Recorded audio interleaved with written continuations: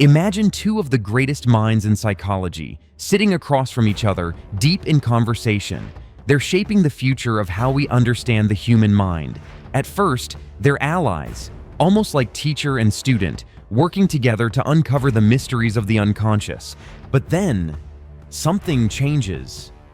A disagreement starts to simmer, turning into a philosophical battle that would tear them apart and change the course of psychology forever.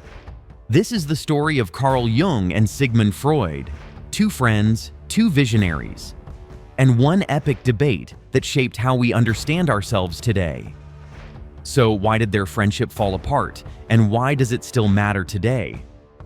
Let's dive into the psychology debate that changed everything. It all started in the early 1900s. Freud was already a well-known figure, often called the father of psychoanalysis.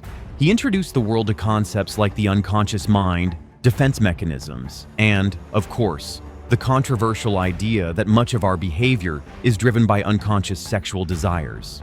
Freud believed that at the root of many psychological issues were repressed desires and childhood experiences, especially related to sexuality. Enter Carl Jung. Jung was a bright young psychiatrist from Switzerland, deeply interested in understanding the deeper layers of the mind. When Jung first read Freud's work, he felt an instant connection.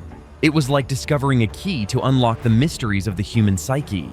When Jung and Freud finally met in 1907, they talked for over 13 hours straight.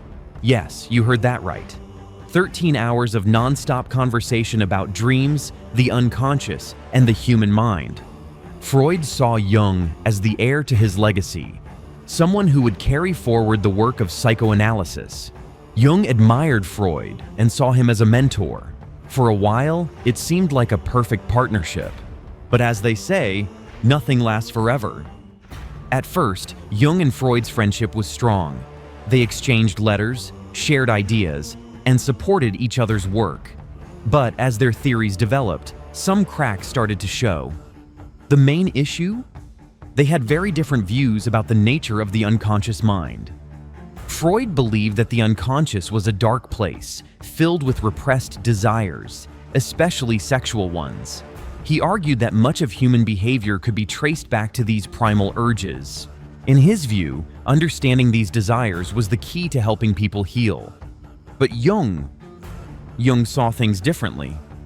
He agreed that the unconscious held repressed memories and emotions, but he believed it was much bigger than that. Jung introduced the idea of the collective unconscious, a kind of shared psychological inheritance passed down through generations. According to Jung, the collective unconscious is filled with archetypes, universal symbols and patterns like the hero, the mother, the shadow, and the trickster. These archetypes shape our dreams, myths, and even personal experiences.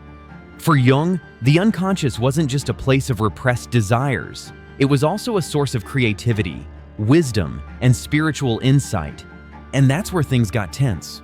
The friendship between Freud and Jung began with excitement, curiosity, and mutual respect. But as their ideas evolved, one topic proved too divisive to overcome: their differing views on dreams and religion. These two concepts weren't just academic theories, they were at the core of how both men understood the human mind and what it means to be human. Let's start with dreams. Freud believed dreams were windows into the repressed desires of the unconscious mind. In his book, The Interpretation of Dreams, Freud argued that every dream was a form of wish fulfillment. According to him, dreams revealed our deepest, often socially unacceptable desires, especially those related to sexuality and aggression.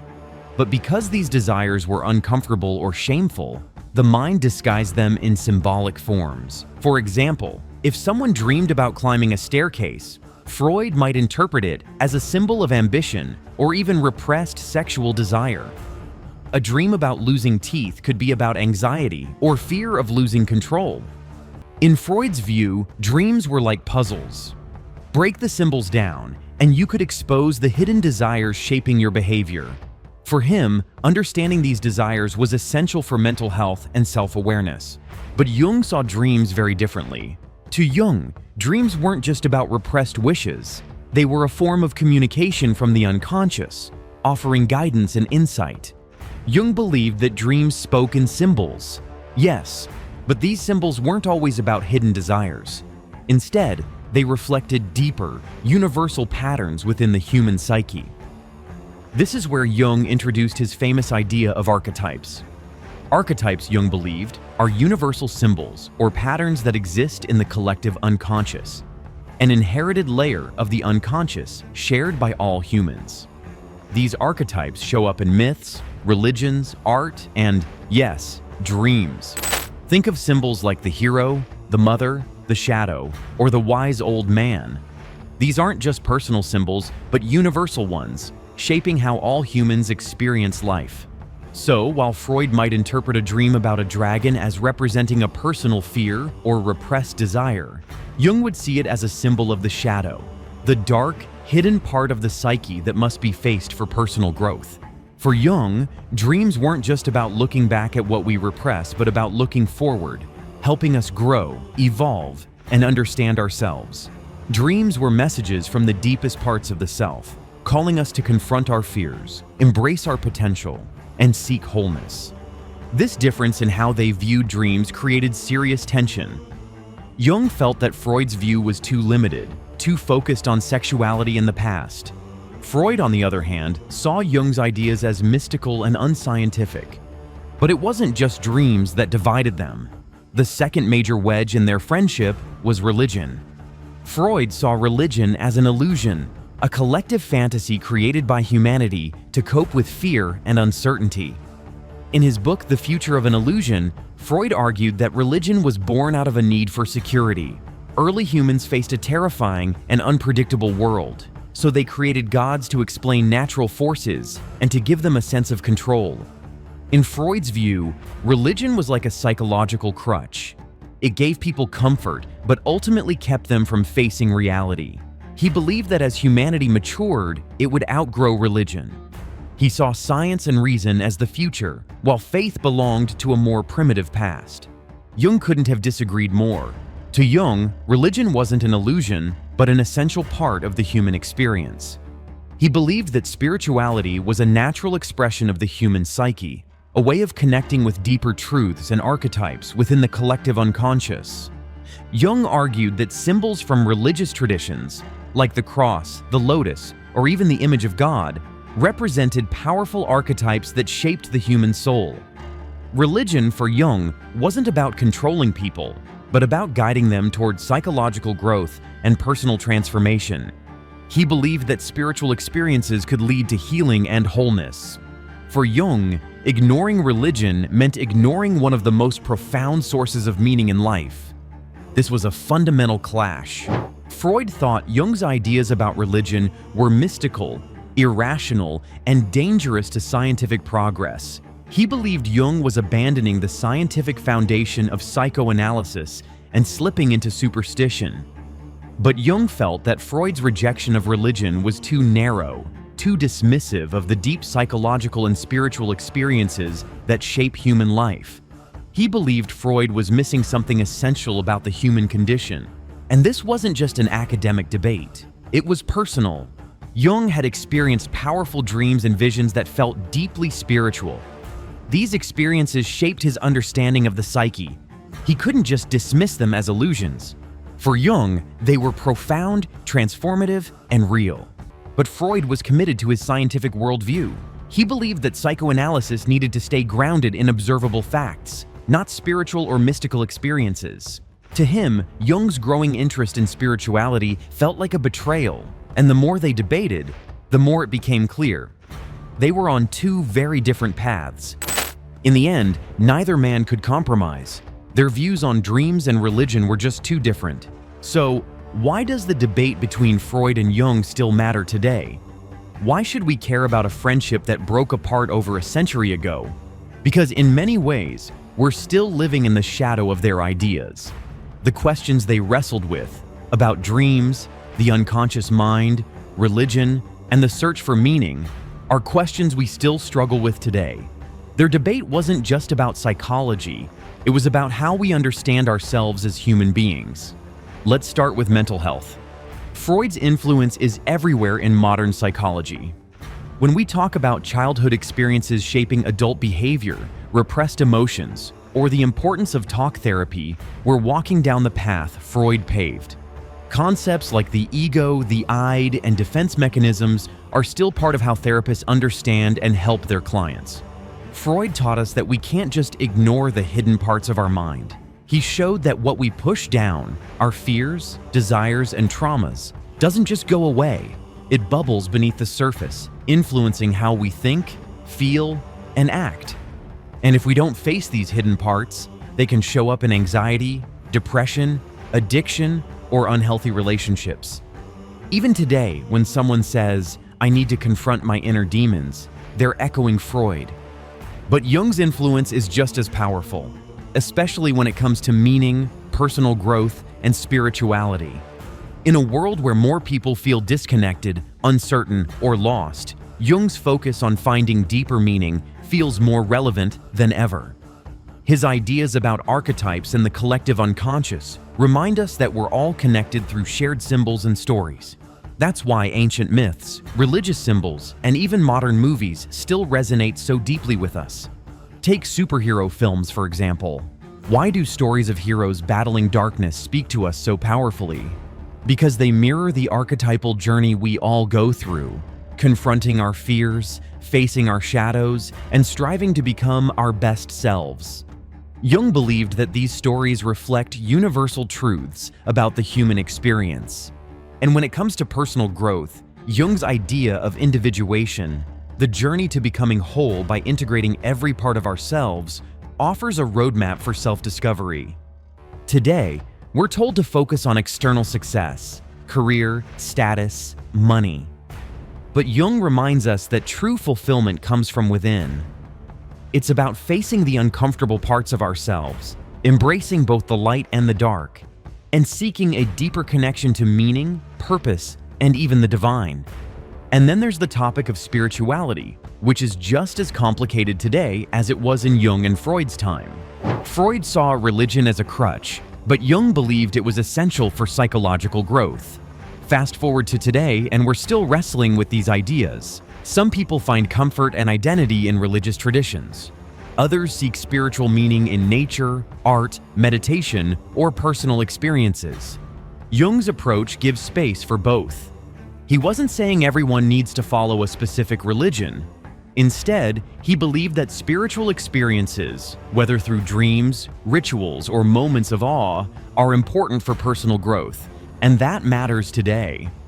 In a world where many feel isolated or disconnected, Jung's view encourages us to explore deeper meaning.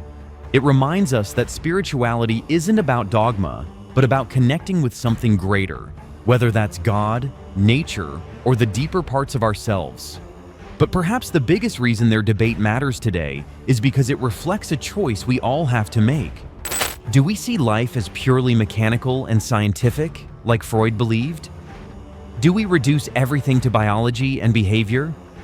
Or do we believe there's something deeper, something mysterious, symbolic, and spiritual, like Jung suggested? Both views have value. Freud reminds us to look at the hard facts, to be honest about our desires and fears, and to confront uncomfortable truths. Jung reminds us not to lose sight of mystery, imagination, and the search for deeper meaning. And that's why their debate still shapes how we think about therapy, spirituality, creativity, and even culture. If you've ever gone to therapy to talk about childhood experiences, that's Freud's legacy. If you've explored dream interpretation, meditation, or the meaning of symbols in your life, you're following Jung's path. If you've ever felt torn between science and faith, reason and intuition, you're living out the very tension that divided Freud and Jung. But here's the truth.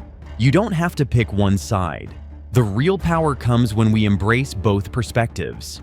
We can use Freud's tools to understand our behavior, face uncomfortable truths, and break free from unhealthy patterns. And we can use Jung's insights to explore deeper meaning, connect with timeless symbols, and embrace the journey of personal growth. Because if we ignore Freud, we risk missing the hidden forces that shape us. But if we ignore Jung, we risk losing touch with the mystery and beauty that make life meaningful. And maybe that's the ultimate lesson of their debate. growth requires both honesty and imagination, reality and mystery. We need the courage to face the darker parts of our psyche, but we also need the hope to believe in transformation, meaning, and purpose. In the end, Freud and Jung's debate wasn't just about psychology. It was about what it means to be human. And that's why it still matters. Because here's the thing. This isn't just some old academic argument. It's a mirror for our own inner struggles. The tensions they faced between science and spirituality, reality and imagination, facts and meaning, are the same tensions many of us wrestle with every day. Let's break it down into some key lessons we can take from their journey. 1. Face your shadows. Don't run from them. Both Freud and Jung emphasize that avoiding the darker parts of our mind only makes them stronger. Freud called it repression. Jung called it the shadow. Either way, the lesson is the same. If we don't confront our fears, insecurities, and desires, they will control us from the background. Maybe you've noticed patterns in your life, like struggling with anger, fear, or self-sabotage that seem hard to break. That's often because we're ignoring parts of ourselves we'd rather not face. But here's the hard truth. What we avoid grows. Freud would say that unspoken desires and repressed emotions will leak out in unhealthy ways. Jung would add that until we make the unconscious conscious, it will control our life, and we'll call it fate. So, what can we do? Be honest with yourself about uncomfortable feelings. Don't be afraid to explore your own darkness, not to shame it, but to understand it. Recognize that facing the shadow isn't about becoming someone worse, but about becoming whole. Because once you name your fears, they lose their power. Once you confront your shadows, you can learn from them. 2. Understand. That meaning is personal. Freud believed that the world should be explained through logic, reason, and science. Jung believed that life is richer when we search for personal meaning and spiritual growth. Who was right? Well, both. Sometimes we need Freud's clear-eyed approach, like when we're stuck in negative patterns, and we need to get real about why. But other times, we need Jung's perspective. We need to ask bigger questions. Why am I here? What gives my life meaning? What is my purpose?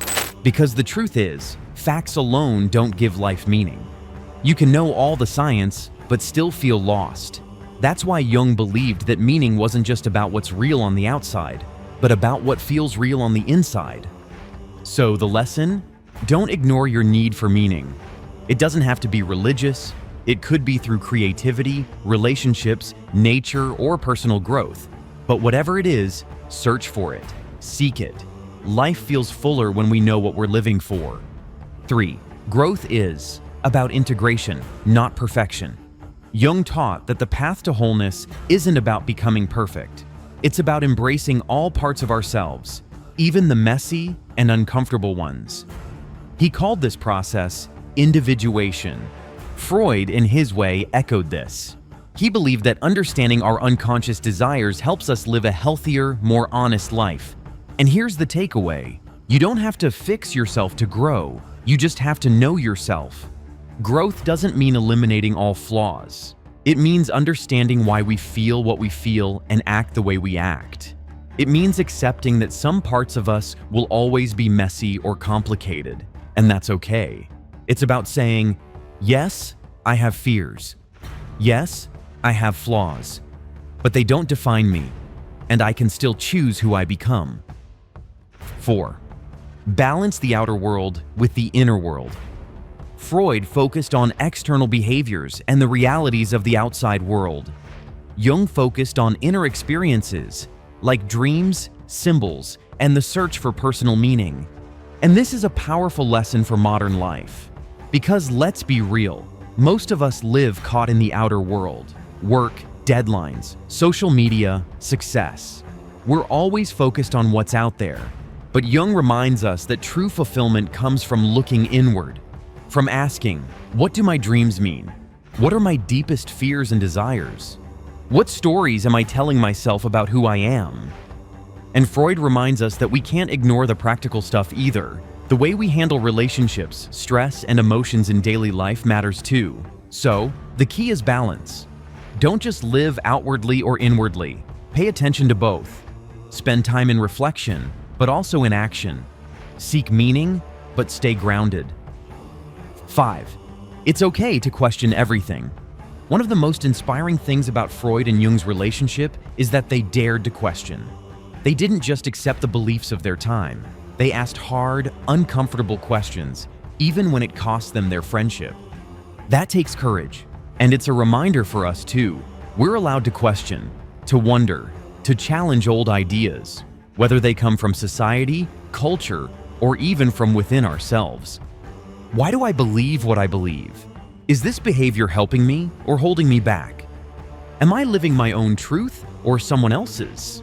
Jung and Freud didn't always agree, but their willingness to ask hard questions shaped the entire field of psychology, and it can shape our lives too.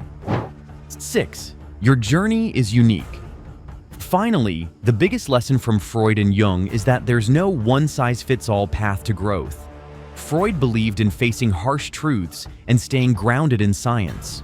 Jung believed in exploring dreams, myths, and spiritual experiences. Both had valid insights. Both helped millions of people. And you? You get to decide your own path. You might resonate more with Freud's analytical approach, digging into the past, uncovering hidden behaviors, and understanding your emotional patterns. Or you might feel drawn to Jung's spiritual side, exploring dreams, symbols, and deeper questions about meaning and purpose. Or you might find truth in both. Because personal growth isn't about following someone else's map. It's about creating your own. In the end, Freud and Jung's debate wasn't just about psychology. It was about how we live, how we grow, and how we understand ourselves. And if there's one thing they both agreed on, it's this. The journey to understanding ourselves isn't easy. It takes courage to face the darkness, patience to explore the unknown, and strength to keep moving forward. But it's worth it, because the more we understand about ourselves, our fears, our desires, our dreams, and our deeper purpose, the freer we become. Free to live authentically, free to grow, and free to become who we were always meant to be. And maybe that's the final lesson from Freud and Jung. The real debate isn't between science and spirituality, or logic and meaning. It's the debate within each of us. And the more we dare to face that inner debate, the closer we come to living a life that's truly whole. Freud and Jung's friendship may have ended, but their ideas continue to shape our understanding of the mind and the journey of becoming whole. So the next time you reflect on a dream, wrestle with your fears, or question the deeper meaning of life, remember, you're walking a path these two great thinkers helped create. And maybe that's the greatest legacy of all. If you enjoyed this deep dive into psychology, remember to like, subscribe, and share your thoughts in the comments. Which side do you resonate with more, Freud or Jung? Thanks for watching, keep exploring, and see you in the next video. See you in the next video. See you in the next video.